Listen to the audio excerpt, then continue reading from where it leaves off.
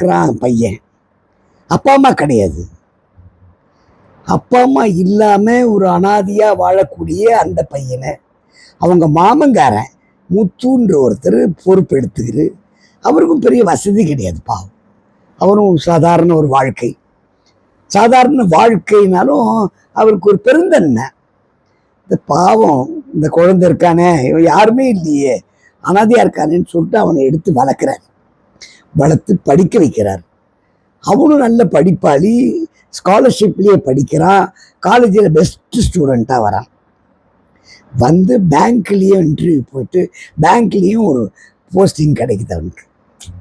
அவங்க மாமிக்கும் அவன் மேலே ஒரு ஆசை. என்ன, தனக்கு மகன் கிடையாது, ஒரே ஒரு பொண்ணு தான், மோகனான்னு பேர். பையன் இல்லாத குறை. அது அது அது என்னமோ தெரியல, அவனை பார்த்தாலே அவ்வளோ பாசம், அவ்வளோ நேசம், அவ்வளோ அன்பு.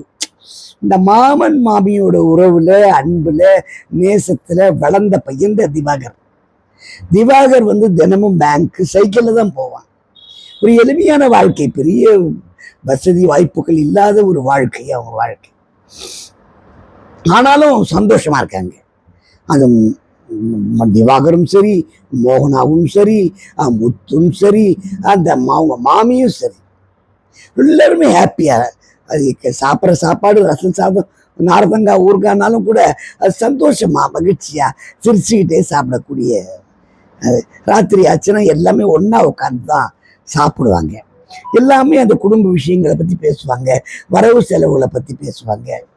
அவருக்கு விவசாய வேலை, முத்துக்கு ஒரு 2 ஏக்கரா பூமி குத்தகை எடுத்து பண்ணிட்டு இருக்காரு. அதில் வரக்கூடிய வருமானம், இவனுடைய வருமானம் எல்லாம் போட்டு தான் அந்த குடும்பம் நடக்குது. இவன் வருமானம் அவர் வருமானம்லாம் பிரித்து போட்டு நடக்கலை. இப்படியே காலம் போகுது, சந்தோஷமாக தான் போகுது, ஒன்றும் குறை கிடையாது. ஆனாலும் காலம் விடுமா, இல்லை காலம்தான் விடுவானா? மாமாவும் மாமியும் ஒரு பஸ்ஸில் வெளியூருக்கு போயிட்டு வரும்போது ஒரு விபத்தில் சிக்கி இறந்து போயிடுறாங்க. பெரிய சோகம்.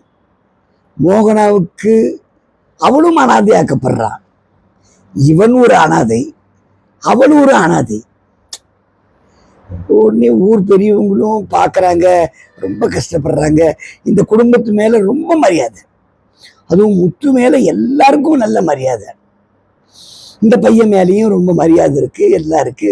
அப்படியே பேசுறாங்க. 1 வருஷம் 2 வருஷம் போச்சு. அப்புறம் எல்லா பெரியவங்க எல்லாம் வந்து உட்காந்து, அப்பா நான் சொல்றேன்னு கோச்சிக்காத, மோகனாவுக்கு உன்னை விட்ட ஆள் கிடையாது.